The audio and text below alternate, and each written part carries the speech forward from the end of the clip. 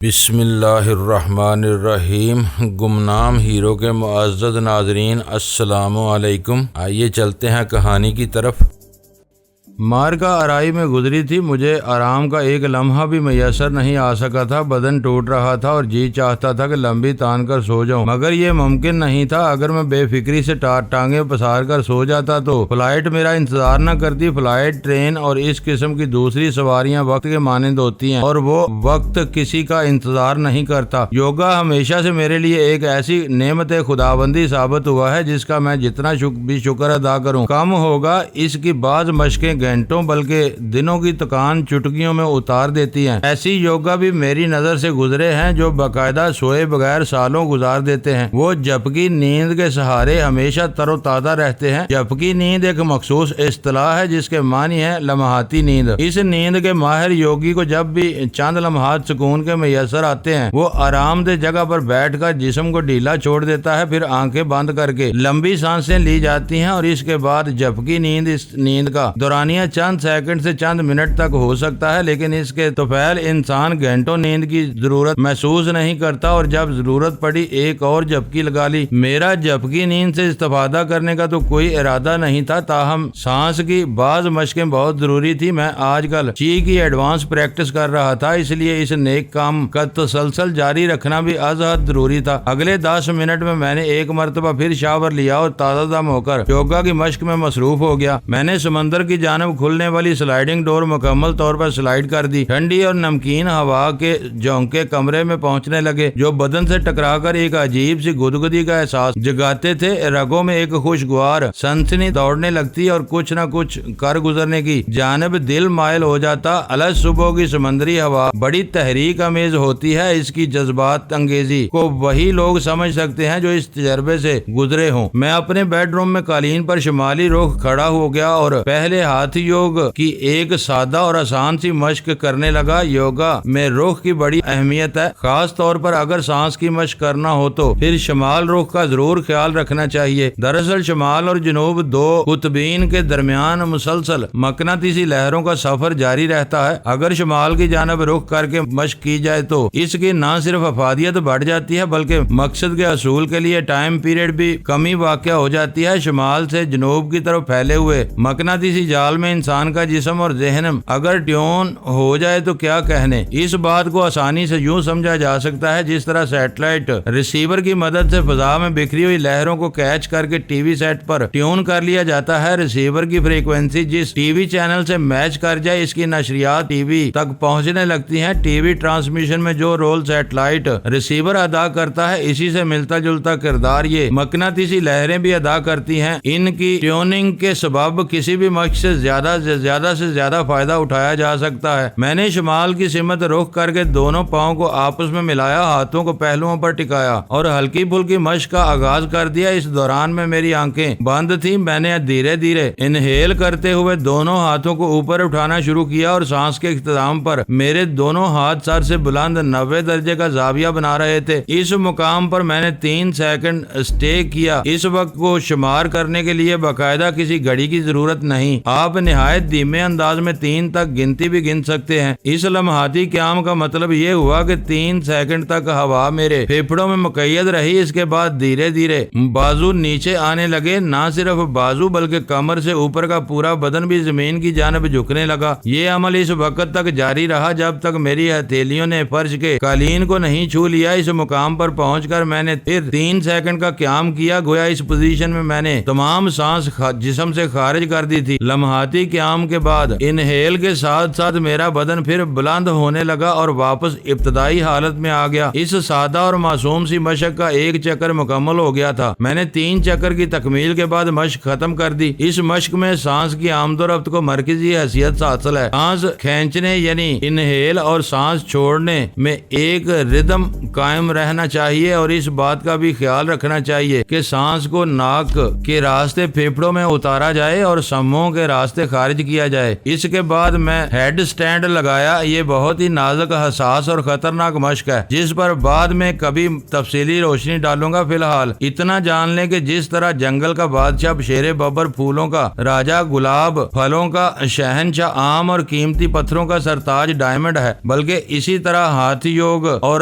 راج یوگ میں head stand کو تمام مشقوں کا بابا آدم سمجھا جاتا ہے۔ مزے کی بات یہ ہے کہ یوگا کی اس مشق کو ماہرین فن یوگا کے دو شعبوں یعنی ہاتھ اور راج یوگ میں بیک وقت شمار کرتے ہیں۔ میں نے ہیڈ سٹینڈ کو بہت ہی مفید اور مشکل پایا ہے۔ اس مشق کو عام اور سادہ الفاظ میں سر کے بل کھڑے ہونا بھی کہا جاتا ہے۔ اس پوسچر کے درمیان درجنوں انداز اور طریقے رائج ہیں۔ ہیڈ سٹینڈ یعنی کینڈل پوسچر کے بعد میں نے سانس کی مشقوں کا شعبہ یعنی پرانا یام آزمایا اور چی میں اپنی استعداد بڑھانے کے لیے اسٹروک بریتھنگ کرنے لگا۔ میں نے بمشکل تمام 15 منٹ میں یوگا کا سیشن مکمل کر لیا۔ اس کے بعد کرسی پر نیم دراز ہو کر آنکھیں بند کر لی۔ 15-20 منٹ بعد مجھے فلیٹ سے نکل جانا تھا، اس لیے میں تھوڑا ریلیکس ہو رہا تھا۔ اچانک میرے سر کو ایک جھٹکا سا لگا جیسے اونگنے کے دوران میں ہوتا ہے۔ میں یہی سمجھا شاید چند سیکنڈ کے لیے واقعی میری آنکھ لگ گئی تھی۔ میں نے آنکھیں بند رکھتے ہوئے کمرے کے ماحول کو محسوس کرنا چاہا اور دوسرے ہی لمحے مجھے چونک جانا پڑا۔ اس کے ساتھ ہی مجھے اپنے پورے وجود میں ایک سنسنی کا احساس ہوا۔ میرے چونکنے کا سبب ایک مخصوص قسم کی خوشبو تھی۔ میں اس خوشبو کو ہزاروں لاکھوں خوشبوؤں کے درمیان شناخت کر سکتا تھا۔ یہ خوشبو ایک پراسرار ذات سے منسوب تھی اور یہ اس کی آمد کے ساتھ ہی آتی تھی۔ میں نے بے ساختہ ہڑبڑا کر آنکھیں کھول دی۔ کمرہ خالی تھا۔ میں نے متلاشی نگاہ در و دیوار پر ڈالی لیکن وہ مجھے کہیں دکھائی نہ دی۔ جس کی مخصوص خوشبو سے کمرہ بھرا ہوا تھا،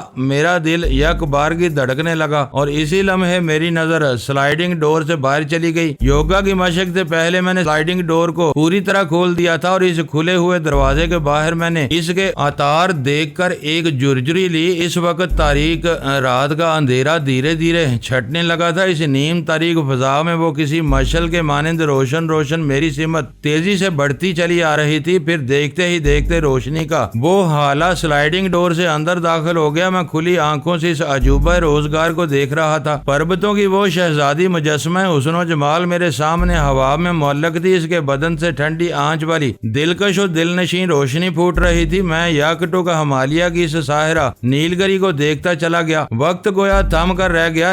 اچانک نیلگری کے یاقوتی لبوں پر ملکوتی مسکراہٹ نمودار ہوئی۔ پھر میں نے ان نازک لبوں میں ان دیکھی جنبش محسوس کی۔ اسی وقت میری سماعت میں شہد کی مکھیوں ایسی بنبناہٹ گونج اٹھی۔ نیلگری کے کلام کا یہی طور تھا۔ وہ ہونٹوں سے کچھ نہیں بولتی تھی مگر اپنی بات کو سامنے والے تک پہنچانے کا ہنر اسے بخوبی آتا تھا۔ وہ پہلے بھی کئی مرتبہ مجھ سے اسی انداز میں گفتگو کر چکی تھی۔ میں نے واضح طور پر سنا وہ کہہ رہی تھی، وجدان کیسے ہو؟ بے ساختہ میرے منہ سے نکل گیا، جیسا بھی ہوں تم سے پوشیدہ نہیں۔ اس کے چہرے پر تقدر ظاہر ہوا۔ مجھے یوں لگا میرے جواب نے اسے تکلیف پہنچائی ہو، مگر میں بھی کیا کرتا۔ اس نے چند روز قبل لیلا کے جیلوں میں مجھے جو چوٹ دی تھی میں اسے کیسے بھول سکتا تھا۔ میرے لب و لہجے میں آپوں آپ تلخی دھرائی تھی۔ نیلگری نے گہری نظر سے مجھے دیکھا۔ اس کی نگاہ مجھے اپنے بدن سے پار ہوتی ہوئی محسوس ہوئی۔ اس کے دیکھن اور تکھن میں ایک عجیب قسم کا طلسم پایا جاتا تھا۔ اس نے قدرے نرم اور دل جویانہ انداز میں استفسار کیا، مجھ سے ناراض ہو؟ ہاں نیلگری، میں تم سے خفا ہوں، میں نے صاف گوئی سے کام لیتے ہوئے کہا۔ اس خفگی کی وجہ کیا ہے؟ تم میری ناراضی کا سبب اچھی طرح جانتی ہو۔ اگر تمہارا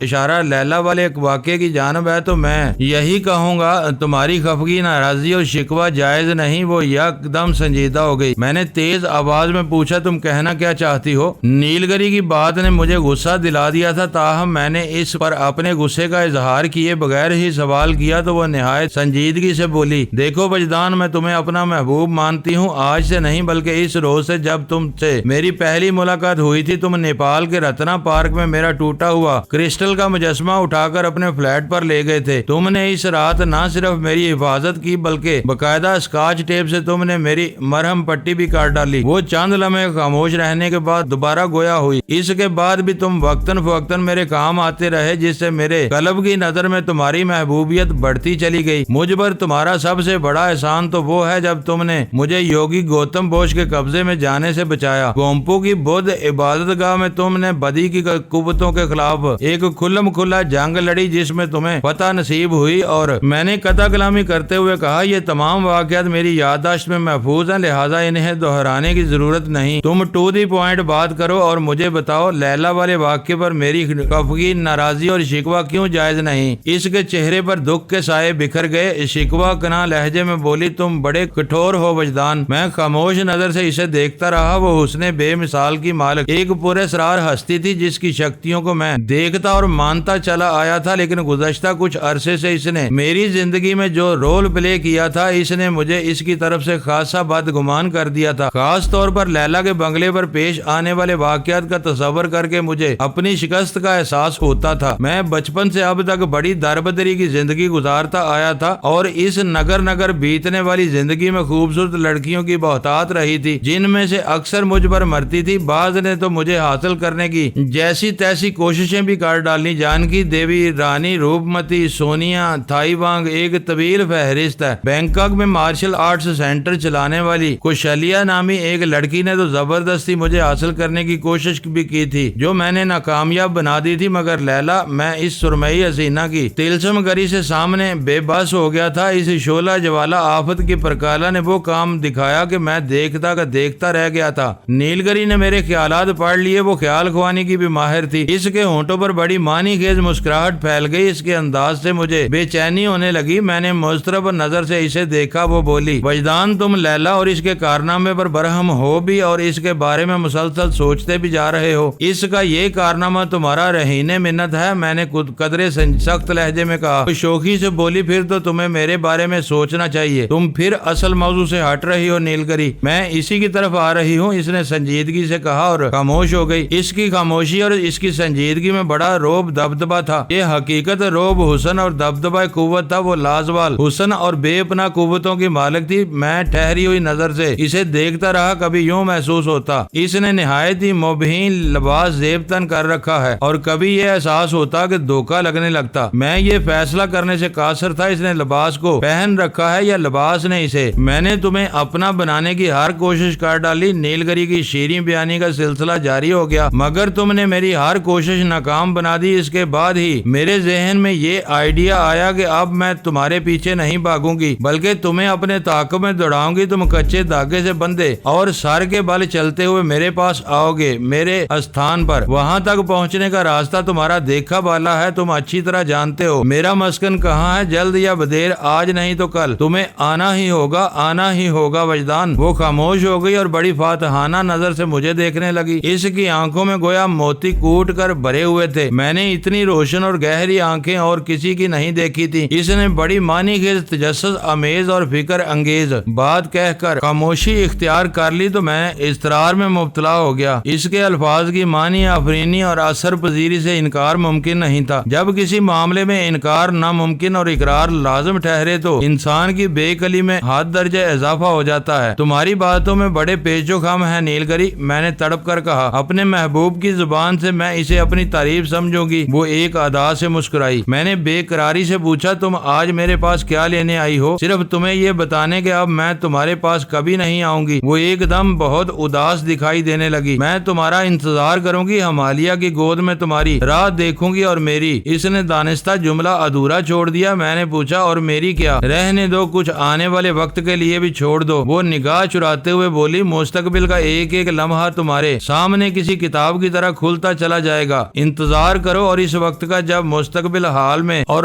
حال ماضی میں بدل جائے گا۔ وہ چند لمحے خاموش رہ کر بڑی والہانہ نگاہ سے مجھے دیکھتی رہی، پھر بڑی لگاوٹ سے بولی میں نے تو اپنے محبوب کو حاصل کر لیا ہے، اب تم اپنی محبوبہ کو تلاش کرتے پھرو۔ الوداع میرے محبوب، الوداع۔ اس کائنات کی سپر شکتی تمہیں سلامت رکھے۔ اپنی بات ختم کر کے وہ ہوا میں تیرتی ہوئی میری جانب بڑھی، پھر وہ میرے نزدیک انتہائی نزدیک پہنچ گئی۔ ان لمحات میں میں گویا کوئی سنگی بت بن گیا تھا۔ ایک لمحے کے لیے میرے ذہن میں حرکت کا خیال نہ آیا۔ نیلگری نے اپنے مرمری ہاتھوں کے پیالے میں میرا چہرہ سجایا، پھر سراہی دار گردن جھکا کر اپنے شنگریئی لب میری پیشانی پر ثبت کر دیے۔ ان لمحات میں زمین کی گردش رک گئی تھی، وقت گویا ایک مقام پر تھم گیا ہو۔ میں نہیں جانتا سیکنڈ کا وہ کون سا حصہ تھا جس میں نیلگری نے اپنی خواہش کی تکمیل کی۔ اس کا بوسہ لازوال اور باکمال تھا۔ مجھے اپنی پیشانی میں ایک لطیف احساس اترتا ہوا محسوس ہوا جس نے میری روح کو سرشار کر دیا۔ میں کیف و انثبات کی جادو نگری میں کھو کر رہ جاتا اگر نیلگری مجھے مخاطب نہ کرتی۔ اس کی شہدیلی بنبناہٹ نے میری سماعت کا دروازہ تھپتھپایا۔ میں نے اسے کہتے ہوئے محسوس کیا، وجدان میں جا رہی ہوں۔ اس کے ساتھ ہی وہ کسی ابر پارے کی مانند ہوا میں تیرتے ہوئے مجھ سے دور ہونے لگی۔ اس کا رخ میری جانب تھا۔ وہ الٹے قدموں یعنی اپنے عقب میں سفر کر رہی تھی۔ اس کی فضائی چال میں صبح خرامی اور مستی کی سی کیفیت بھری تھی۔ میں نے لمحہ بے لمحہ دور ہوتی ہوئی نیلگری کے نورانی پیکر سے مخاطب ہوتے ہوئے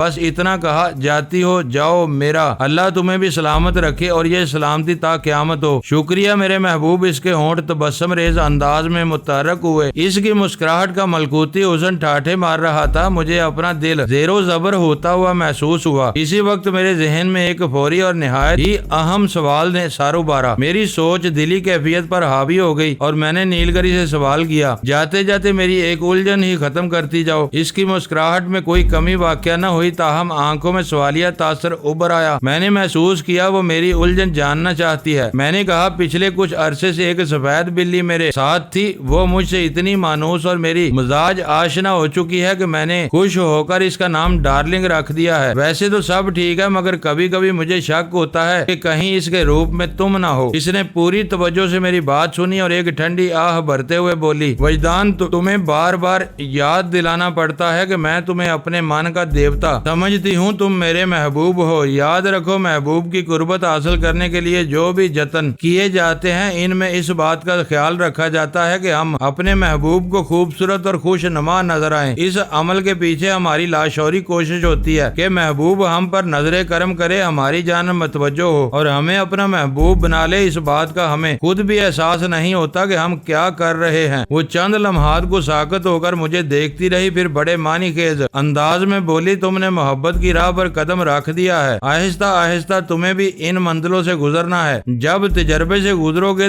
تو بات تمہاری سمجھ میں آ جائے گی۔ بہرحال میں تمہارے نزدیک آنے کے لیے کسی حقیر جانور کا سہارا نہیں لے سکتی۔ میرے پاس حسن ہے، جوانی ہے اور بے پناہ ایسی شکتیاں ہیں جن کی مدد سے میں اور بہت کچھ حاصل کر سکتی ہوں۔ تمہیں لبانے اور اپنی جانب مائل کرنے کے لیے میں خود کو مزید تو نکھار سکتی ہوں، لیکن ایک بلی کے جسم میں روپوش نہیں ہو سکتی۔ تمہارا خیال یکسر غلط ہے۔ میں نے ڈارلنگ کی غیر معمولی اور پراسرار حرکتوں کے باعث ایسا سوچا تھا۔ ڈارلنگ غیر معمولی شے ہی کا نام ہے، اس نے اچانک سنجیدہ ہوتے ہوئے کہا۔ میں نے چونک کر اس کی طرف دیکھا۔ وہ دوبارہ اپنے فضائی سفر کو جاری رکھتے ہوئے بولی، اور جہاں تک تمہاری ڈارلنگ کی پراسرار حرکتوں کا تعلق ہے تو یہ راز بہت جلد تم پر کھل جائے گا۔ راز؟ کیسا راز؟ دھیرج وجدان۔ وہ مجھ سے دور ہوتے ہوئے زیر لب مسکرائی۔ ہر کام کا ایک سمے مقرر ہے، نہ اس سے سمے سے پہلے اور نہ ہی بعد میں۔ ہمیں ہر حال میں اس سمے کا انتظار کرنا ہوتا ہے۔ تم بھی انتظار کرو۔ ڈارلنگ کا راز کھلنے کا، تمہاری محبوبہ ساحل کے ملنے کا، میرے محبوب وجدان کے ملنے کا۔ انتظار، انتظار، بس انتظار۔ اس کی آواز معدوم ہوتی چلی گئی۔ اس کے ساتھ ہی میری نگاہ میں اس کا نورانی پیکر بھی دھندلانے لگا۔ وہ پتہ نہیں کہاں سے آئی تھی۔ میں نے دور آسمان پر بادلوں کے اندر سے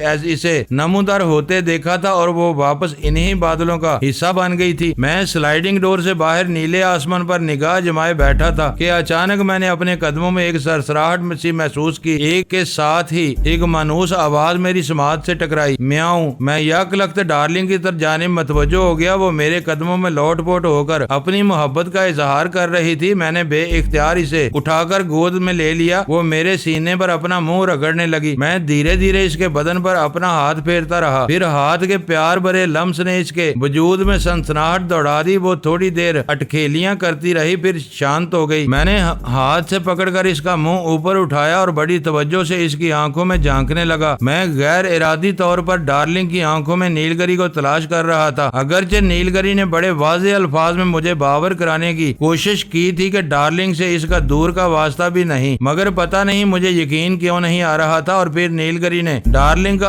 اصرار جلد کھلنے کی بات کر کے ڈارلنگ کی طرف سے مجھے اور زیادہ متجسس کر دیا تھا۔ ڈارلنگ میرے اس گھورنے کو پتہ نہیں کیا سمجھی۔ اس نے اپنے اگلے پنجے منہ پر رکھ لیے۔ چہرہ چھپانے کی اس کی یہ معصوم کوشش بڑی دل فریب تھی۔ مجھے بے اختیار اس پر پیار آ گیا۔ میں نے اس کے سر پر ایک رومانوی چپیت رسید کرتے ہوئے کہا، تم بہت شریر ہوتی جا رہی ہو، میاؤں۔ اس نے اپنی مخصوص انداز میں جواب دیا۔ میں نے اس کی گردن پر ہاتھ پھیرتے ہوئے پوچھا، جانتی ہو ابھی تھوڑی دیر پہلے یہاں کون آیا تھا؟ ایک مرتبہ پھر مجھے میاؤں کی آواز سنائی دی۔ میں نے ایسے ہی پوچھ لیا، کیا تم نیلگری को जानती हो? इसने रटा रटाया जवाब दिया, म्याऊं। मैंने इसे गोद से उतार कर कालीन पोश फर्श पर रख दिया। वो तेज कदम से बाहर की जानब दौड़ गई। मैंने दीवार गिर क्लॉक पर निगाह डाली। क्लॉक 5:50 का वक्त बता रहा था। मैंने फौरन अपनी रेस्ट वॉच में वक्त देखा, वहाँ भी इतने ही बजे थे। मुझे इस बात पर सख्त हैरत हुई। मुझे अच्छी तरह याद था मैंने 5:45 बजे योगा की मश्क खत्म की थी, तो क्या तब से अब तक सिर्फ 5 मिनट ही गुजरे थे? ये कैसे मुमकिन था? कम से कम 4 मिनट तो मैंने डार्लिंग के साथ भी गुफ्तगू शनीद की थी, और नीलगिरी से गुफ्तगू का वक्फा तो किसी भी तरह 10 मिनट से कम नहीं था। मैं ये सोचने पर मजबूर हो गया कि नीलगिरी से मेरी मुलाकात वक्त की कैद से आजाद थी। वो वक्त को रोकना या इनमें से चंद लम्हात को चुराना जानती थी। मैं नीलगिरी के बारे में सोचते हुए अपना सफरी बैग रीचेक करने लगा। नीलगिरी ने अपनी बातचीत में 1-2 मरतबा साहिल का तज़किरा भी किया था, और इसका अंदाज बड़ा सरसरी था। नीलगिरी अपने दावे के मुताबिक मुझे चाहती थी, और मुझे ये कहने में कोई बाक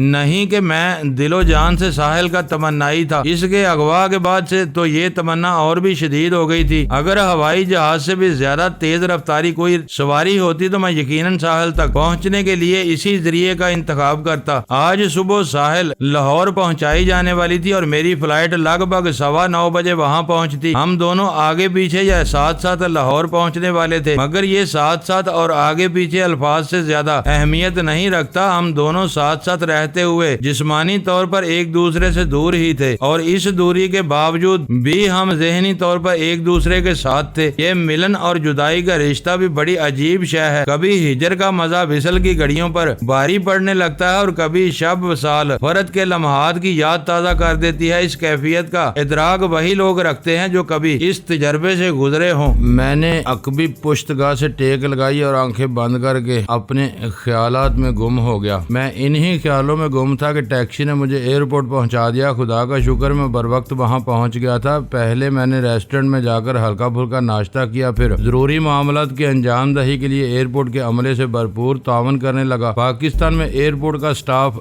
जाहिर यही करता है कि वो आपकी खिदमत में पेश है, वरना दर हकीकत आप इनसे तावन कर रहे होते हैं। अपने देश की बात ही निराली है। मैं दीगर मराहल से बैसनो खूबी गुजर कर डिपार्चर लाउंज में पहुंच गया। मुझे बोर्ड कार्ड मिल गया था, और यहाँ से मुझे सीधा जहाज में अपनी सीट पर बैठना था। मैंने इस वेटिंग रूम में बैठकर चारों तरफ निगाह दौड़ाई। मेरे अलावा और भी बहुत से अफराद वहाँ मौजूद थे। वो यकीनन पैसेंजर्स थे और थोड़ी देर बाद जहाज में सवार होने वाले थे। मैं वक्त गुजारी के लिए इंग्लिश मैगजीन का मुताला थोड़ा ही वक्त गुजरा था कि मुझे मैगजीन से निगाह हटाकर सामने देखना पड़ा। किसी ने मुझे पुकारा था और आवाज खालिस नस्वानी थी। हेलो वजी, तुम यहाँ? मैंने खुद को वजी कहकर पुकारने वाली की जानब देखा, और मेरे सीने से एक तवील सांस खारिज हुई। वो सदफ थी, बड़े बड़े जिस्म और पस्ता कामत वाली सदफ जो मेडिकल के फाइनल ईयर में थी। मैंने होंठों पर मुस्कुराहट से जाते हुए कहा, यही सवाल मैं तुमसे भी कर सकता हूँ। तुम तो इस वक्त मेडिकल कॉलेज में होना चाहिए था। इसने चौंके मुझे तुमसे मुखातिब किया था, इसलिए मैंने भी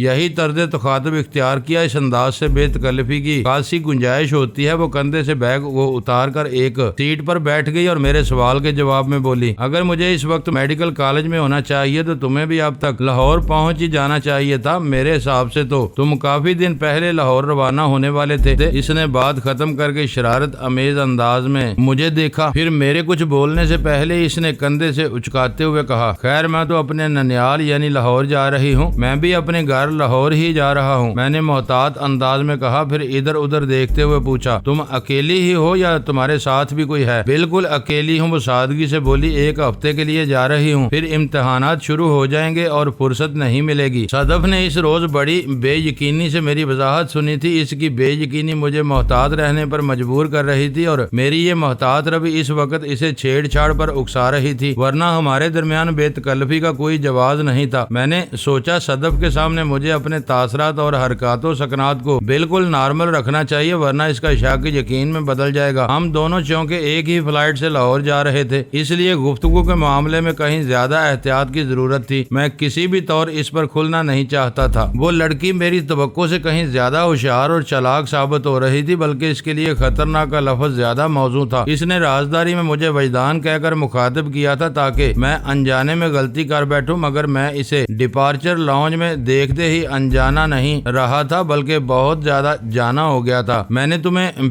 पहले भी बताया था कि वजदान नामी शख्स से मेरा कोई ताल्लुक नहीं। मैंने अपने लहजे میں نرمی کو برقرار رکھتے ہوئے سردنش والے انداز میں کہا، مگر تمہاری سوئی اب تک وجدان اور جے پور پر اٹکی ہوئی ہے۔ سوری مسٹر وجی، وہ معذرت خواہانہ انداز میں بولی۔ اس کی معذرت میں پشیمانی یا ندامت شامل نہیں تھی، جس کا یہی مطلب تھا کہ وہ اب بھی گڑبڑ کر رہی ہے۔ وہ میری جانب بڑے غور سے دیکھتے ہوئے بولی، یہ کہیں ہم شکل والی سٹوری تو نہیں؟ ہم شکل اور جڑواں والی سٹوری فلم میں ہوتی ہے کہ صدف تم کہیں مجھے بے وقوف تو نہیں بنا رہے ہو؟ اس میں میرا کیا فائدہ ہوگا؟ تفریح کی خاطر میں ایسی تفریح کا قائل نہیں جس میں دوسروں کو ذہنی اذیت اور جذباتی کوف سے گزارا جائے۔ میں نے گمبھیر آواز میں کہا، اگر تمہیں میری بات کا یقین نہیں آ رہا تو تم میرے ساتھ میرے گھر چلو، میں تمہیں اپنے والدین سے ملواؤں گا، پھر تمہاری تسلی ہو جائے گی کہ میں وجدان ہوں یا وجی۔ اگر تمہاری خواہش ہوگی تو میں تمہیں اپنا برتھ سرٹیفکیٹ بھی دکھا دوں گا۔ میں نے یہ جملے اس سے پیچھا چھڑانے کے لیے کہے تھے، ورنہ میں اپنے وجی ہونے کا ایسا کوئی خاندانی ثبوت پیش کرنے کی پوزیشن میں نہیں تھا۔ میری چال کامیاب رہی اور وہ لاجواب ہو کر بے بسی سے میرا منہ تکنے لگی۔ اس کی آنکھوں میں اب بھی بے یقینی نے ڈیرے ڈال رکھے تھے۔ صاف ظاہر ہوتا تھا وہ میری وضاحت سے قائل نہیں ہوئی۔ انسانی دماغ بہت ہی حیرت انگیز مشین ہے، کوئی دوسرا ذہن اپنے دلائل سے اسے لاجواب تو کر سکتا ہے مگر قائل کرنا ممکن نہیں، خاص طور پر اس صورت میں کہ سامنے والا کسی بہت ہی خطرناک شک میں مبتلا ہو۔ کہتے ہیں وہم اور شک کا علاج تو حکیم لقمان کے پاس بھی نہیں تھا۔ آپ میں سے مسٹر وجی کون ہے؟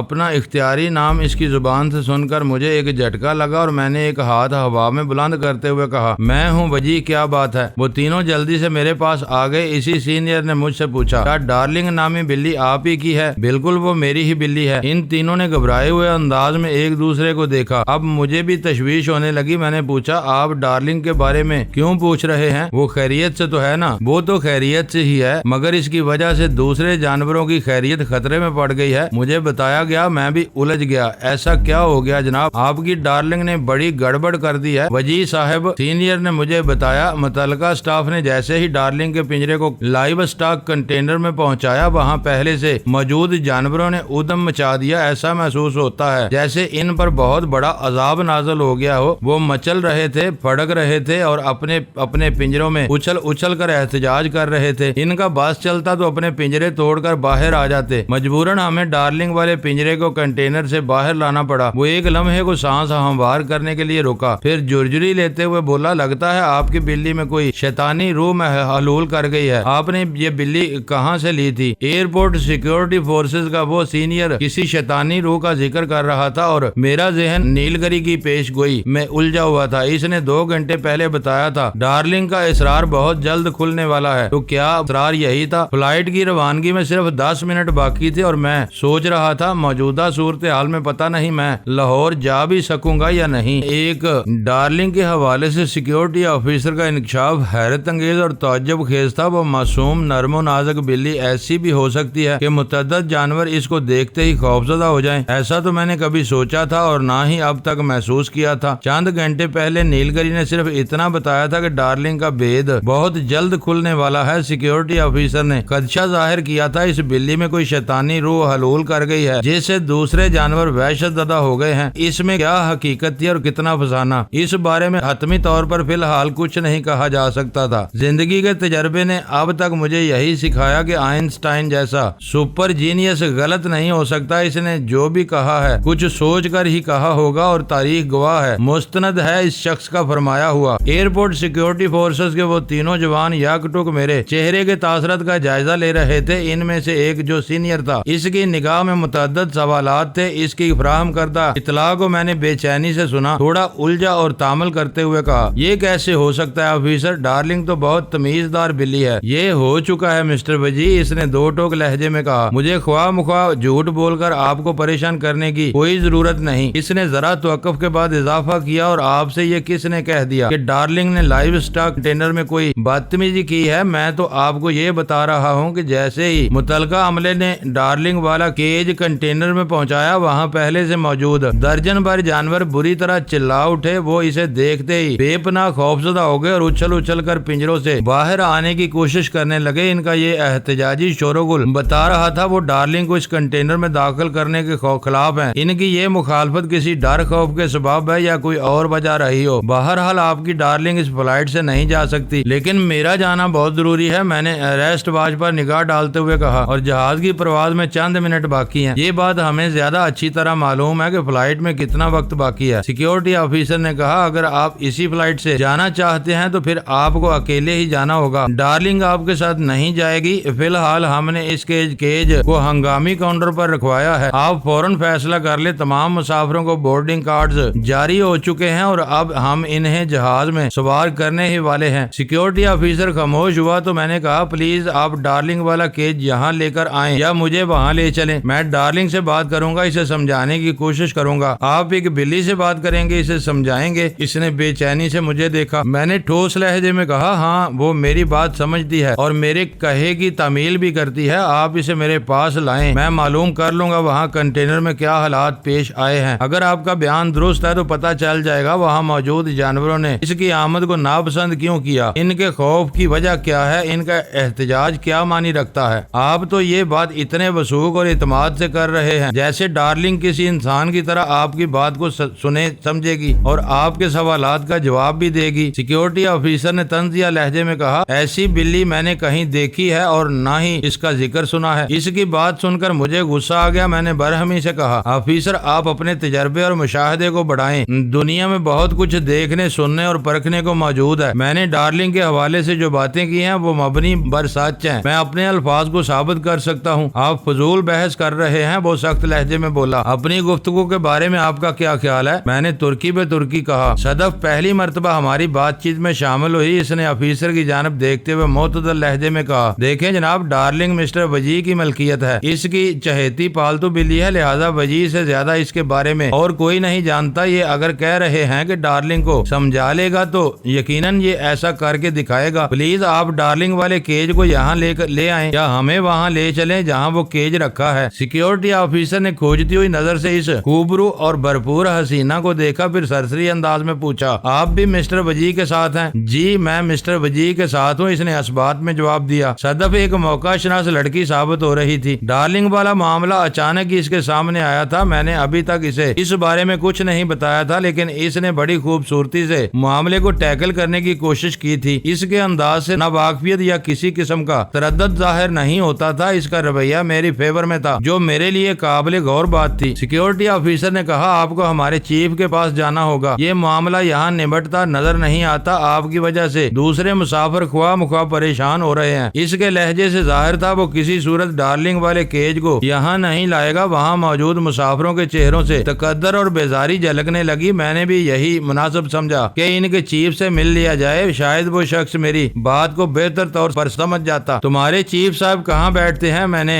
تیز لہجے میں دریافت کیا۔ وہ بولا آپ ہمارے ساتھ آئیں۔ بات ختم کرتے ہی ایک جانب قدم بڑھا دیے، اس کے دونوں ساتھی بھی اس کی تقلید کرنے لگے۔ میں نے ایک نظر صدف کی طرف دیکھا اور خاموشی سے ان کے پیچھے چل پڑا۔ ہم دونوں ایئرپورٹ سیکیورٹی فورس والوں کی رہنمائی میں ان کے چیف کے پاس پہنچ گئے۔ ہم سے پہلے ڈارلنگ کا قصہ وہاں تک رسائی حاصل کر چکا تھا۔ ہمارے ساتھ آنے والے سیکیورٹی آفیسر ہمیں اپنے چیف کے کمرے میں چھوڑ کر واپس چلا گیا۔ اس نے یقیناً چیف کو ہمارے بارے میں بریف کر دیا ہوگا۔ چیف کے اشارے پر ہم نے کرسیاں سنبھال لی۔ وہ چند لمحے گہری نظر سے باری باری ہمیں دیکھتا رہا، پھر مجھ سے مخاطب ہوتے ہوئے بولا مسٹر وجی ہمیں اس بات سے کوئی غرض نہیں کہ آپ کی بلی کون ہے، کیسی ہے اور کہاں سے آئی ہے، ہم صرف یہ چاہتے ہیں کہ اس کی وجہ سے امن و امان کی صورتحال میں کوئی رکھنا نہ پڑے، اور ڈارلنگ نے لائیو اسٹاک کنٹینر میں جو ادم مچایا ہے اسے نظر انداز نہیں کیا جا سکتا۔ چیف نہایت ہی ٹھہرے ہوئے لہجے میں بات کر رہا تھا، اس کے انداز میں حد درجہ معقولیت پائی جاتی تھی، چہرے سے وہ ایک ذہین اور معاملہ فہم شخص نظر آتا تھا۔ میں نے اس کے خاموش ہونے پر ڈارلنگ کی حمایت کرتے ہوئے کہا سر حقیقت یہ ہے کہ ادم ڈارلنگ نے نہیں بلکہ وہاں موجود دوسرے جانوروں نے مچایا ہے، بہرحال اس ادم کی وجہ آپ کی بلی ہے۔ اس کے لہجے میں قطعیت تھی۔ مجھے تو ابھی اس واقعے کا یقین نہیں آ رہا، میں نے کہا مجھے یقین ایسا ہوا ہوگا، چیف نے زور دے کر کہا میرے آدمی مجھ سے جھوٹ نہیں بول سکتے، خاص طور پر جو سیکیورٹی آفیسر آپ کو لے کر میرے پاس آیا ہے، وہ میرا برسوں کا آزمایا ہوا قابل بھروسہ آدمی ہے۔ سی ایس او کی آنکھوں سے ذہانت مترشح تھی۔ میں نے اس سے بحث و مباحثہ مناسب نہ جانا اور درخواست امیز لہجے میں کہا سر اگر واقعی لائیو اسٹاک کنٹینر میں ایسا کوئی واقعہ ڈارلنگ کی وجہ سے پیش آیا ہے تو آپ مجھے اس سے ملنے کا موقع دیں، میں اسے سمجھاؤں گا، آپ بے فکر ہو جائیں، وہ میری بات سمجھ لے گی، انشاءاللہ اب ایسا نہیں ہوگا۔ پلیز آفیسر آپ ڈارلنگ والا کیج یہاں منگوائیں، ابھی مسئلہ حل ہو جائے گا۔ صدف نے سی ایس او سے کہا میں میں آپ کو یقین دلاتی ہوں سر، مجھے ہر گزرتے لمحے کے ساتھ صدف پر حیرت ہو رہی تھی۔ اس شیر کی بچی نے ابھی تک مجھ سے ڈارلنگ کے بارے میں ایک بھی سوال نہیں کیا تھا اور ظاہر یہی کر رہی تھی کہ وہ مجھے اور میری ڈارلنگ کو برسوں سے جانتی ہے۔ وہ میری توقع سے زیادہ گہری لڑکی ثابت ہو رہی تھی۔ آفیسر، میں آپ کو یقین دلاتا ہوں کہ اگر مجھے ڈارلنگ سے چند باتیں کرنے کا موقع دیا جائے تو میں اس پیچیدگی کو حل کر لوں گا۔ مجھ سے ہدایت لینے کے بعد جب وہ لائیو سٹاک کنٹینر میں جائے گی تو سب ٹھیک ہو جائے گا، کوئی جانور اس کی وجہ سے ان ایزی نہیں ہوگا، یہ میرا آپ سے وعدہ ہے۔ میں آپ کے وعدے پر کیسے اعتبار کر لوں؟ میں مسٹر وجیح کے وعدے کی گارنٹی دیتی ہوں، صدف نے سنجیدگی سے کہا۔ سی ایس او نے چونک کر صدف کو دیکھا اور پوچھا، کیسی گارنٹی مس؟ یہ گارنٹی کہ مسٹر وجیح جیسا کہہ رہے ہیں ایگزیکٹلی ویسا ہی ہوگا۔ آپ کے اس وثوق کو پرکھنے کا کیا طریقہ ہو سکتا ہے؟ آپ کو میری زبان پر یقین کرنا ہوگا۔ مگر یہ کس طرح ممکن ہے؟ میں تو آپ کو نہیں جانتا، وہ الجھ کر بولا۔ صدف نے بااعتماد لہجے میں کہا، اس سلسلے میں آپ کو ایک معتبر ضمانت دے سکتی ہوں، ایک شخصی ضمانت۔ کس شخص کی ضمانت؟ آفیسر نے دلچسپی لیتے ہوئے سوال کیا۔ صدف نے کہا، ذوالفقار زیدی صاحب کی ضمانت۔ اوہ، آپ کا اشارہ کہیں ایئرپورٹ مینیجر کی طرف تو نہیں؟ سی ایس او چہرے کے تاثرات میں تبدیلی لاتے ہوئے بولا، بالکل میں انہی کی ذوالفقار زیدی صاحب کی بات کر رہی ہوں۔ صدف نے ایک ایک لفظ پر زور دیتے ہوئے کہا، زیدی صاحب میرے پاپا کے بہت اچھے دوست ہیں۔ آپ نے سرمد بخاری کا نام تو سنا ہوگا، میرے پاپا اس شہر کے معروف صنعت کار ہیں۔ صدف کے اس تازہ ترین انکشاف نے جہاں مجھے حیرت میں مبتلا کیا، وہیں چیف سیکیورٹی آفیسر کو بھی خاصی حد تک متاثر کیا۔ وہ بدلے ہوئے لہجے میں بولا، اگر ایئرپورٹ مینیجر آپ کے اتنے کلوز ہیں تو پھر آپ کا مطالبہ پورا کرنے میں کوئی مذائقہ نہیں، سی ایس او نے کہا۔ لیکن میں ایک بات کی وضاحت کر دوں کہ اگر ڈارلنگ کے دوبارہ داخلے پر کسی قسم کی کوئی گڑبڑ ہوئی تو پھر میں کسی کی نہیں سنوں گا۔ آپ کو اس کا حق ہے، میں نے کہا۔ اب آپ جلدی سے ڈارلنگ والا کیج یہاں منگوائیں یا مجھے وہاں جا کر اس سے بات کرنے کی اجازت دیں۔ سی ایس او کی اس معاملے میں دلچسپی خاصی بڑھ گئی تھی۔ اس نے کہا، آپ کہیں جانے کی زحمت نہ کریں، میں ڈارلنگ کا کیج یہیں منگوا لیتا ہوں۔ پھر اس نے مذکورہ کیج کو اس کے کمرے میں لانے کی احکام صادر کر دیے، اس سے پہلے کہ اس نے ایئرپورٹ مینیجر سے رابطہ کر کے صدف کے بیان کی تصدیق کر لی تھی۔ ذوالفقار زیدی نے اس کی تسلی کروا دی تو وہ بھی ہمیں ٹھنڈا گرم پوچھنے پر مجبور ہو گیا۔ اس کی آفر میں کوئی بناوٹ نہیں تھی۔ میں نے اس کی پیشکش کے جواب میں کہا، آفیسر آپ کا بہت بہت شکریہ، اس تکلف کی کوئی ضرورت نہیں، آپ ہمیں جلد از جلد فارغ کر دیں تاکہ ہماری وجہ سے دوسرے مسافروں کو جو پریشانی اٹھانا پڑ رہی ہے اس کا خاتمہ ہو سکے۔ میں یہ جملے ادا کر کے فارغ ہوا ہی تھا کہ ڈارلنگ والے چوبی پنجرے کو وہاں پہنچا دیا گیا۔ ڈارلنگ مذکورہ پنجرے میں بڑی معصوم صورت بنائے بیٹھی تھی۔ سی ایس او سمیت اسے اس حالت میں دیکھ کر کوئی یہ شبہ نہیں کر سکتا تھا کہ اس کی وجہ سے لائیو سٹاک کنٹینر میں کسی قسم کا کوئی ہنگامہ ہوا ہوگا۔ وہ ایک سلجھو اور پرامن بلی دکھائی دیتی تھی۔ چیف نے دلچسپ امیز نظروں سے ڈارلنگ کو دیکھا اور کہا، یہ تو بڑی پیاری بلی ہے۔ میں نے ڈارلنگ والے پنجرے کو اپنے سامنے میز پر رکھ لیا اور گہری نظر سے اسے گھورنے لگا۔ چیف نے کہا، یہاں میری موجودگی سے کوئی فرق تو نہیں پڑے گا؟ اگر آپ لوگوں کو پرائیویسی کی ضرورت ہو تو میں کچھ اور بندوبست کر دیتا ہوں۔ نہیں، اس کی ضرورت نہیں، میں نے قطعیت سے کہا اور دوبارہ ڈارلنگ کی جانب متوجہ ہو گیا۔ میں چند ثانیے اس کی آنکھوں میں دیکھتا رہا، پھر دھیمے لہجے میں کہا، ڈارلنگ تم پر ریسرچ تو میں بعد میں فرصت سے کروں گا۔ میرے انداز میں بڑی معنی خیزی تھی۔ فی الحال تو میں یہ چاہتا ہوں کہ اسی فلائٹ سے لاہور پہنچ جاؤں۔ تمہارا کیا ارادہ ہے؟ اس کی آنکھوں میں ایسے تاثرات نمودار ہوئے جیسے اس نے میری بات کو بڑی وضاحت کے ساتھ سمجھ لیا ہو۔ وہ میری طرف دیکھتے ہوئے شرارت امیز انداز میں خفیف سا مسکرائی اور جواب میں بولی، میاؤں۔ اس کی مسکراہٹ کو سی ایس او دیکھ نہیں پایا تھا، تاہم اس قسم کی دلچسپ مکالمیت سے وہ حیران ضرور ہو رہا تھا۔ میں نے بدستور ڈارلنگ کو دیکھتے ہوئے کہا، اس میاؤں سے کام نہیں چلے گا، مجھے ہر صورت میں جلد از جلد لاہور پہنچنا ہے، میں اپنا راستہ کھوٹا نہیں کر سکتا۔ اگر تمہاری وجہ سے گڑبڑ ہوتی رہی تو میں تمہیں یہیں چھوڑ کر چلا جاؤں گا۔ کیا تم میرے ساتھ نہیں جانا چاہتی؟ میاؤں، وہ ایک ادا سے بولی۔ میرے ساتھ جانا چاہتی ہو؟ میاؤں، وہ ایک ہی طرح کا رٹا رٹایا جواب دے رہی تھی، مگر میں اس کی اس میاؤں میاؤں کو بخوبی سمجھ رہا تھا۔ اس رفاقت سے مجھے اندازہ ہونے لگا تھا کہ اس کی کون سی میاؤں کا مطلب ہاں ہے اور کس کا مطلب نہ ہے۔ دونوں طرح کی میاؤں کے وقت اس کے چہرے کے تاثرات میں تھوڑا سا فرق ہوتا تھا اور اس تفاوت کو صرف میں ہی سمجھ سکتا تھا۔ میں نے اس کی میاؤں میاؤں کا مفہوم پا کر بڑی سنجیدگی سے کہا، دیکھو ڈارلنگ، میں تمہاری خواہش پوری کرتے ہوئے تمہیں اپنے ساتھ لاہور لے جا رہا ہوں۔ تم بھی مجھ سے وعدہ کرو تمہاری وجہ سے لائیو سٹاک کنٹینر میں کسی قسم کی بد نظمی دیکھنے میں نہیں آئے گی۔ وہ وعدہ کرتے ہوئے بولی، میاؤں۔ ہوں۔ اس کے بعد وہ اگلے پنجوں پر منہ رگڑنے لگی۔ میں نے CSO کی جانب دیکھتے ہوئے کہا، سر بات بن گئی ہے، آپ ڈارلنگ کے کیج کو لائیو اسٹاک کنٹینر میں پہنچوا دیں، اب انشاءاللہ آپ کو کوئی شکایت نہیں ہوگی۔ اس نے متعجب نگاہ سے مجھے دیکھا اور بولا، مجھے شدید حیرت ہو رہی ہے، آج تک میں نے انسان اور جانور کے درمیان اس قسم کی مکالمت نہیں دیکھی اور نہ ہی سنی ہے۔ میں سوچ رہا ہوں۔ وہ ذرا رک کر ڈارلنگ کو حیران کن نظر سے دیکھنے لگا، پھر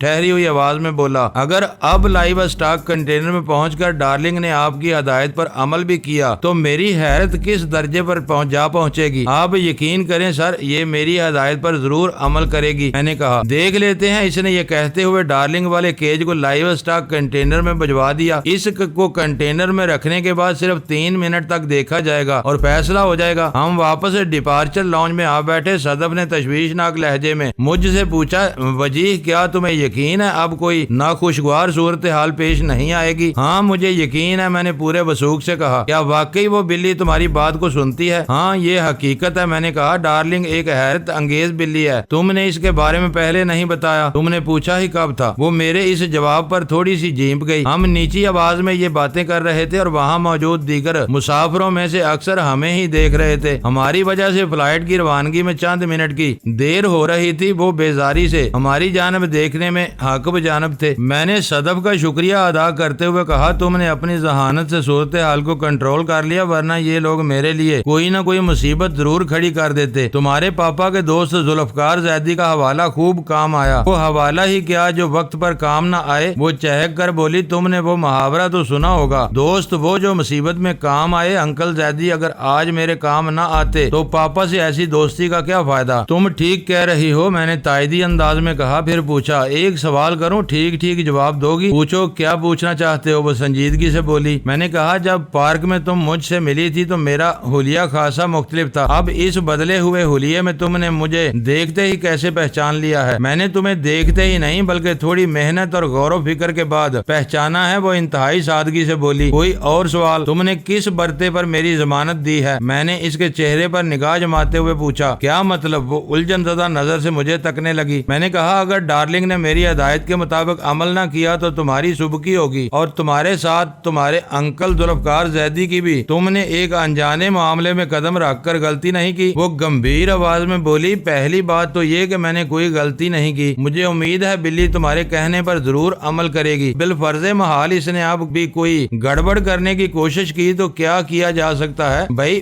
بلی تو پھر بلی ہے، ایک جانور سے کسی بھی قسم کے رویے کی توقع کی جا سکتی ہے۔ میں نے وہ سانس لینے کو رکی، پھر بات جاری رکھتے ہوئے بولی، دراصل تمہاری بلی پر نہیں بلکہ تم پر اعتماد کرتے ہوئے گارنٹی دی ہے۔ اس کی بات ختم ہوئی تو میں بہت کچھ سوچنے پر مجبور ہو چکا تھا۔ میں نے اس سے پوچھا، مجھ پر اس اندھے اعتماد کی وجہ؟ میں نے اندھا نہیں بلکہ آنکھیں کھول کر تم پر اعتماد کیا ہے، چاہے جیسے بھی کیا، میں اس کی وجہ جاننا چاہتا ہوں۔ میں نے کرید جاری رکھتے ہوئے کہا، ہماری یہ دوسری سرسری ملاقات ہے، اتنے کم عرصے میں کسی پر اعتماد؟ وہ قطع کلامی کرتے ہوئے بولی، کسی پر بھروسہ کرنے کے لیے ایک لمحہ بھی کافی ہوتا ہے مسٹر وجدان۔ میں سٹ پٹا کر رہ گیا، اس کی سوئی وجدان پر اٹک کر رہ گئی تھی۔ میری اب تک کی ساری وضاحتیں، ساری محنت برباد ہو گئی تھی۔ میں اسے یہ یقین دلانے میں ناکامیاب رہا کہ میں وجدان نہیں وجیہ ہوں۔ جب اس نے میری اس بات کا یقین نہیں کیا تو پھر یہ بھی نہیں مانا ہوگا کہ میں کبھی جے پور انڈیا نہیں گیا، میں کسی رانی روپمتی اور ٹھاکر بانود سنگھ کو نہیں جانتا، اور یہ کہ پنک سٹی کے پنڈتوں اور مہاراجوں سے میرا کوئی پھڈا نہیں رہا۔ وہ اپنی سوچ اور بیان پر ثابت قدمی سے جمی ہوئی تھی، اور خطرناک بات یہ تھی کہ اس کی اس سوچ اور بیان میں کسی شک و شبے کی گنجائش نہیں تھی۔ اس دوران میں وہ بڑی گہری نظر سے میرے چہرے کے اتار چڑھاؤ کا جائزہ لے رہی تھی۔ مجھے اپنی جانب متوجہ پا کر اس نے چبھتے ہوئے لہجے میں پوچھا، مجھے بہلانے کے لیے کوئی نیا بہانہ سوچ رہے ہو؟ تم کوئی بچی نہیں ہو جو میں تمہیں بہلاؤں گا، میں نے چڑ کر کہا، اور مجھے کوئی نیا بہانہ سوچنے کی ضرورت بھی نہیں۔ تم خواہ مخواہ وجدان کا راگ الاپ رہی ہو۔ اگر تم یہ سب کچھ سوچے سمجھے کسی منصوبے کے تحت کر رہی ہو تو تمہارا یہ منصوبہ تمہیں مبارک ہو۔ میں آئندہ اس سلسلے میں کوئی وضاحت کروں گا اور نہ ہی صفائی پیش کروں گا۔ تم میری باتوں پر یقین کرو یا مجھے جھوٹا سمجھتی رہو، اس بات سے میری صحت پر کوئی اثر نہیں پڑتا۔ میرے انداز میں خفگی، ناراضگی اور بیزاری کی آمیزش تھی، تاہم مجموعی طور پر میرا لہجہ قابل اعتراض یا تکلیف دہ نہیں تھا۔ اس پوری تقریر میں میں صرف تمہاری ایک بات سے اتفاق کرتی ہوں۔ میں نے سوالیہ نظر سے اس اس کی طرف دیکھا اور پوچھا کون سی بات؟ وہ بولی یہی کہ میں کوئی بچی نہیں ہوں۔ میں نے پلک جھپکتے میں اس کے سراپا کا جائزہ لیا اور میرے سینے سے ایک گہری سانس خارج ہو گئی۔ وہ واقعی بچی نہیں تھی، کوئی بچی میڈیکل کے آخری سال کی اسٹوڈنٹ کیسے ہو سکتی ہے؟ اسی وقت ڈپارچر لاؤنج میں موجود مسافروں کو جہاز میں لے جانے کی کارروائی کا آغاز ہو گیا۔ اس سرگرمی کا واضح مطلب یہی تھا کہ ڈارلنگ نے اس مرتبہ کوئی گڑبڑ نہیں کی تھی۔ میں نے ایک اطمینان بخش سانس لیتے ہوئے فاتحانہ نظر سے صدف کی طرف دیکھا۔ وہ پورے اعتماد انداز میں بولی دیکھا تم پر میرا بھروسہ کتنا سچا نکلا۔ ڈارلنگ نامی اس بلی نے تمہاری ہدایت پر عمل کیا ہے، ورنہ کوئی اور بدمزگی یا پیچیدگی سامنے آتی۔ ہاں تم ٹھیک کہہ رہی ہو، میں نے سرسری انداز میں کہا اور اپنے سفری بیگ کا جائزہ لینے لگا۔ میری یہ سنجیدگی اسے پسند نہ آئی۔ سوری مسٹر وجی، میری سماعت صدف کی آواز ٹکرائی۔ میں نے خواہ مخواہ آپ کو وجی اور وجدان کے چکر میں الجھا دیا۔ مجھے ایسا نہیں کرنا چاہیے تھا۔ میں ایک مرتبہ پھر آپ سے معذرت چاہتی ہوں۔ وجدان آپ سے ملتا جلتا کوئی اور شخص ہوگا، آپ تو وجی ہیں، صرف وجی۔ مجھ سے سنگین غلطی ہو گئی۔ وہ اپنی بھرپور اداکاری سے مجھے ایک مرتبہ پھر چکر دینے کا ارادہ رکھتی تھی، پھر اس سے کوئی سنگین غلطی نہیں ہوئی تھی، بلکہ غلطی تو وہ اب کر رہی تھی۔ اس غلطی کی چگلی اس کا طرز تخاطب کر رہا تھا۔ وہ فوراً تم سے دوبارہ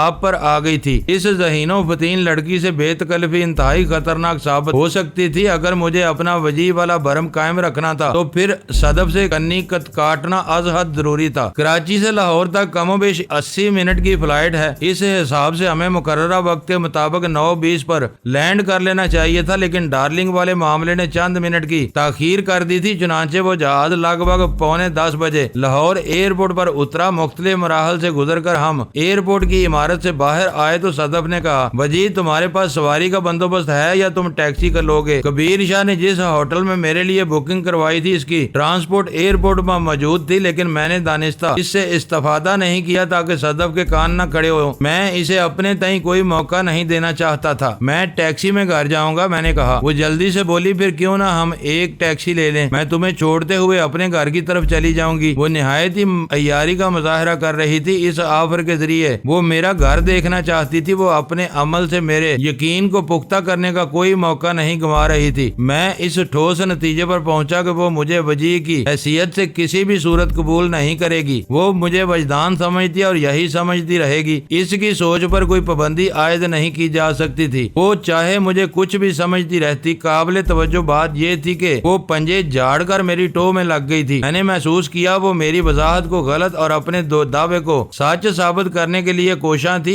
اس پڑھی لکھی مگر سرفری لڑکی کو ہینڈل کرنے میں مجھے خاصی دقت کا سامنا ہو رہا تھا۔ اس سے پیچھا چھڑانا اب بہت ضروری ہو گیا تھا۔ میں نے اس کی چال اسی پر لوٹاتے ہوئے کہا یہ بھی ہو سکتا ہے میں تمہیں چھوڑتے ہوئے اپنے گھر کی طرف نکل جاؤں۔ تم اس وقت میرے شہر میں ہو، گویا میری مہمان ہو۔ اتنی سی مہمانداری کا حق تو مجھے بھی ملنا چاہیے۔ میں نے ایسا میزبان زندگی میں پہلی مرتبہ دیکھا ہے۔ وہ میری آنکھوں میں دیکھتے ہوئے معنی خیز انداز میں بولی جو مہمان کی خاطر مدارت کے لیے اپنے گھر کی بجائے اسی کے گھر کو استعمال کر رہا ہو۔ خیر، وہ کندھے اچکاتے ہوئے دھیرے سے مسکرائی اور بولی ایز یو وش مسٹر وجی۔ ہم دونوں ٹیکسی تک پہنچے۔ صدف نے مجھے بتایا تھا کہ اس کی ننیال لاہور کے ایک پوش علاقے شادمان کالونی میں ہے۔ اس نے ٹیکسی ڈرائیور کو ہدایت جاری کرتے ہوئے کہا پہلے شادمان جانا ہے، اس کے بعد اچھرا۔ پھر اس نے میری جانب دیکھا اور استفسار کیا وجی تم اچھرا میں کس جگہ جاؤ گے؟ میں نے ایک لمحہ سوچنے کے بعد کہا سلطان احمد روڈ۔ ٹھیک ہے۔ وہ ٹیکسی ڈرائیور کو طرف متوجہ ہوتے ہوئے بولی مجھے شادمان کالونی کے چائنا چوک پر ڈراپ کر کے تم مسٹر وجی کو اچھرا لے جانا۔ یہ سلطان احمد روڈ پر جہاں کہیں تم انہیں پہنچا دینا۔ ٹیکسی ایئرپورٹ کے علاقے سے نکل کر شادمان کالونی کی سمت بڑھنے لگی۔ سلطان احمد روڈ کا نام بوٹا سنگھ کے حوالے سے میرے ذہن میں نقش تھا۔ وہ مونا سکھ اچھرا میں سلطان احمد روڈ پر ہی رہتا تھا۔ اس مرد وفا نے خشونت سنگھ سے دوستی کا حق ادا کر دیا تھا۔ میرے والد صاحب مرحوم کی قیمتی ڈائری کو اس نے بڑی حفاظت سے اپنے پاس سنبھالے رکھا اور جب لاہور میں ملک نوازش علی کے گنڈوں نے اس کا رخ کیا تو وہ اس رازدار ڈائری کو سینے سے لگائے کراچی پہنچ گیا۔